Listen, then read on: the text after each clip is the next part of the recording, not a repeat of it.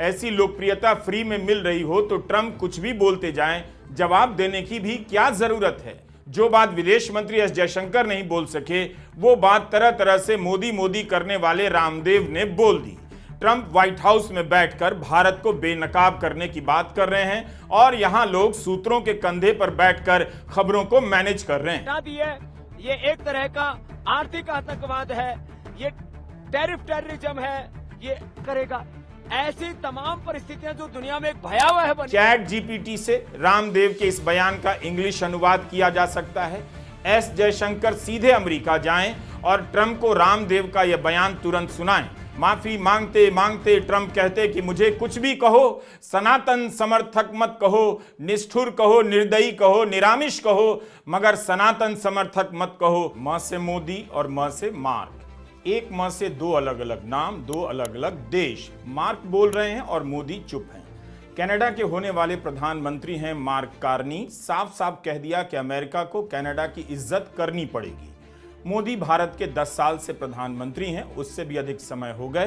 Trump ने भारत के बारे में अनाप शनाप बातें कही, लेकिन म से मोदी चुप रहे और व से विदेश मंत्री या ज से जयशंकर लंदन में टहलते नजर आए। कमाल है, ट्रंप ने भारत का अपमान किया और विदेश मंत्री टहलने दौड़ने का फोटो ट्वीट कर रहे हैं। उन्होंने रविवार सुबह ट्वीट किया कि लंदन में मॉर्निंग वॉक कर रहा हूं। क्या देश यही जानना चाहता है कि विदेश मंत्री आज कहां टहल रहे हैं या ट्रंप के फालतू बयानों पर उनका क्या कहना है? ट्रंप के इस बयान पर अभी तक भारत सरकार का आधिकारिक जवाब नहीं आया है। संसद में इस पर बहस हो पाती उससे पहले वोटर लिस्ट के मुद्दे पर बहस फंस गई। राज्यसभा के उपसभापति ने वोटर लिस्ट पर चर्चा की मांग खारिज कर दी तो विपक्षी दलों ने सदन से वॉकआउट कर दिया। ट्रंप को जवाब दे देने से मार्क कार्नी की कनाडा में लोकप्रियता बढ़ गई है, लेकिन भारत में बिना जवाब दिए ही प्रधानमंत्री मोदी लोकप्रिय माने जाते हैं। ट्रंप ने कनाडा के बारे में अनाप शनाप बातें कही, कनाडा ने खूब जवाब दिया, कनाडा के लोगों ने जवाब दिया है। यही नहीं, अपना पद छोड़ रहे जस्टिन ट्रूडो ने भी ट्रंप को जवाब दिया। सवाल है कि जब म से मार्क बोल सकते हैं तो म से मोदी ट्रंप को लेकर क्यों नहीं बोल पा रहे हैं? रोड शो में एक लड़का उन्हें देखकर रोने ही लगा।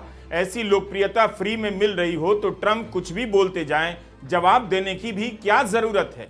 जरा चेक कीजिए अपने व्हाट्सएप ग्रुप में क्या आना शुरू हो गया है कि मोदी जी इसलिए चुप हैं कि अमेरिका में लाखों भारतीय रहते हैं, मोदी जी इसलिए चुप हैं कि अमेरिका में लाखों छात्र पढ़ते हैं, उनका सोचकर मोदी जी चुप हैं।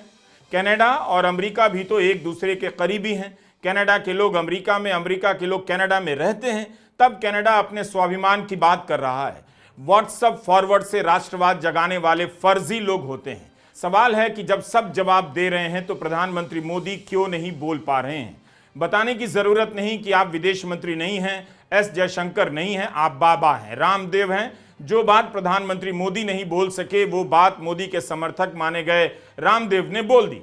रामदेव कोई ट्रंप विरोधी नहीं है, हम बताएंगे कि क्यों नहीं है, लेकिन पहले इस सवाल को ठीक से रखना चाहते हैं कि शनिवार का मामला है। ट्रंप ने भारत को बेनकाब करने वाली बात कह दी। अभी तक प्रधानमंत्री मोदी ने, विदेश मंत्रालय ने, वाणिज्य मंत्रालय ने औपचारिक तौर पर जवाब क्यों नहीं दिया? खुलेआम कहा है ट्रंप ने कि भारत टैरिफ कम करने वाला है क्योंकि अमेरिका ने बेनकाब कर दिया और हम हैं कि चुप हैं।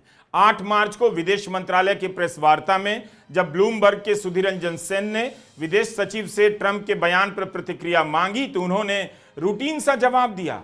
कहा कि अमेरिका से आने वाले बयानों में काफी रुचि है, लेकिन अभी मैं इस पर टिप्पणी नहीं कर सकता हूं क्योंकि यह बातचीत अभी चल रही है। टैरिफ पर नहीं बोल सकते थे तो अपनी तरफ से बेनकाब करने वाली बात पर ही कुछ कह देते, मगर नहीं कहा। विदेश सचिव से लेकर सूत्रों को भी यही बयान दोहराने के काम पर लगा दिया गया है। ये सूत्र कौन है जो फालतू की बात कर रहे हैं? वो भी बेनकाब करने वाली बात पर नहीं बोल रहे। ट्रंप तो पब्लिक में बोल गए कि भारत ने टैरिफ कम कर दिया, तो आप भी पब्लिक में बोलिए। तो ये खबर सूत्रों के हवाले से क्यों छप रही है? वाणिज्य मंत्री वॉशिंगटन गए थे इसी काम के लिए, वहां किससे मिले कोई फोटो तक नहीं डाला ट्विटर पर। ऐसा नहीं है कि रामदेव ट्रंप विरोधी हैं, बिल्कुल नहीं। नवंबर के महीने में उन्होंने ट्रंप के बारे में जो कहा है आप सुन लेंगे तो आपकी आंखों में आंसू ओवरफ्लो करने लग जाएगा। विद्या कसम, रामदेव ने कहा था 8 नवंबर को 2 समाचार एजेंसियों ANI और PTI से रामदेव ने कहा था कि डोनाल्ड ट्रंप एक सनातन समर्थक, भारत और भारतीयता प्रेमी व्यक्तित्व हैं ट्रंप का राष्ट्रवाद अमेरिका और अमेरिकन फर्स्ट है और यह विचार राष्ट्र धर्म राष्ट्र सहित राष्ट्र प्रेम सर्वोपरि है, उसके वो ध्वजवाहक हैं। वही कुछ नया इतिहास गढ़ेगा। इसलिए राष्ट्रवाद के इस नए दौर का स्वागत है और सनातन के गौरव का अभिनंदन है। ट्रंप का अभिनंदन है वो अमेरिका और अमेरिकी फर्स्ट का जो नारा लेकर चल रहे हैं, जो कई प्रकार के आइडियोलॉजिकल कोलोनाइजेशन के स्वप्न संजोए बैठे थे, मुझे लगता है उनके लिए भी एक बहुत बड़ा सबक है। सनातन समर्थक, भारत और भारतीयता प्रेमी व्यक्तित्व, राष्ट्रवाद के ध्वजवाहक, ट्रंप का अभिनंदन।